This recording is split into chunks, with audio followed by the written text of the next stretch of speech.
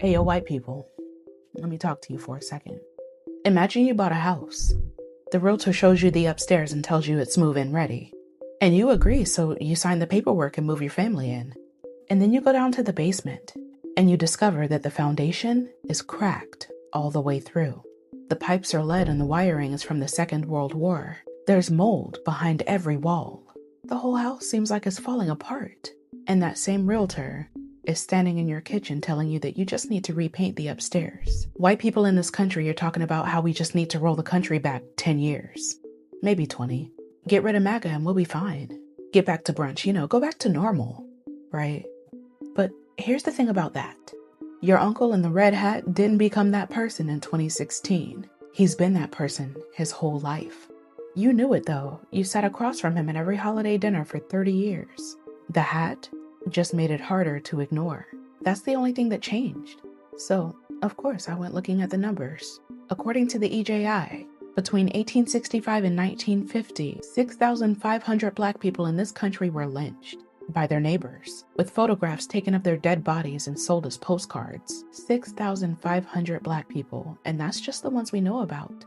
In 1939, a boat called the SS St. Louis, carrying 937 Jewish refugees. They were fleeing the Nazis, and they sailed so close that the passengers could see the lights from the city from the deck of the boat.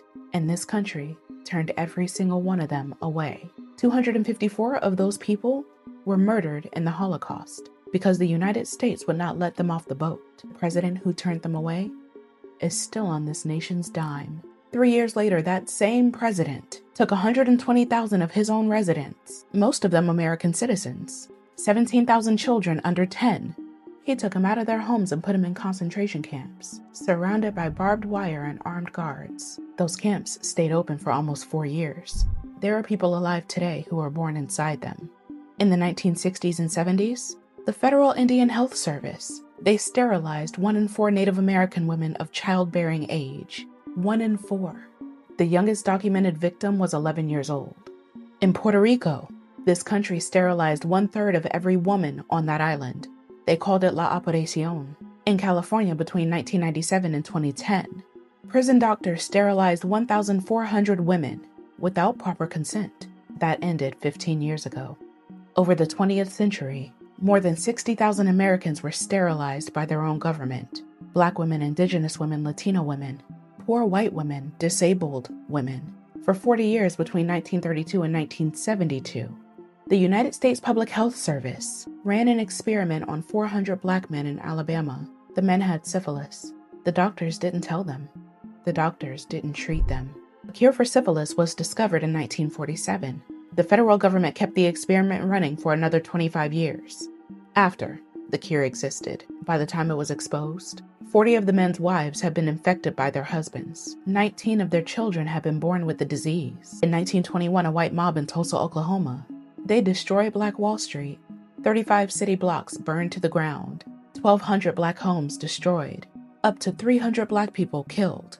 The mobs flew airplanes over the neighborhood and dropped firebombs from the sky.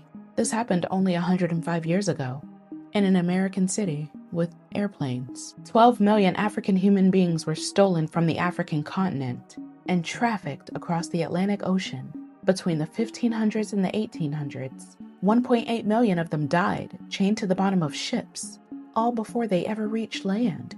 The ones who survived built this country without wages for 250 years. Slavery in America has lasted nearly twice as long as Black freedom has existed. So this is what's in your basement. 6,500 lynched, 937 refugees turned away to die, 120,000 Americans in concentration camps, 60,000 sterilized, 400 Black men used as test subjects, 300 dead in Tulsa with firebombs falling from the sky, 12 million people kidnapped and trafficked. And the people who did this weren't wearing red hats. They were wearing church clothes, police uniforms, white doctor's coats, suits and ties on Capitol Hill. They were everybody's grandparent. They were everybody's neighbor. They were everybody's town. MAGA didn't build the basement. MAGA just put on a red hat and walked down the stairs in front of you. The discomfort that you feel right now is not because something new was happening. It's because something old has stopped pretending. You could ignore the uncle when the racism was just at Thanksgiving. You can't ignore it when the flag is in his front yard. You're not mad at MAGA. You're mad that you can't pretend anymore.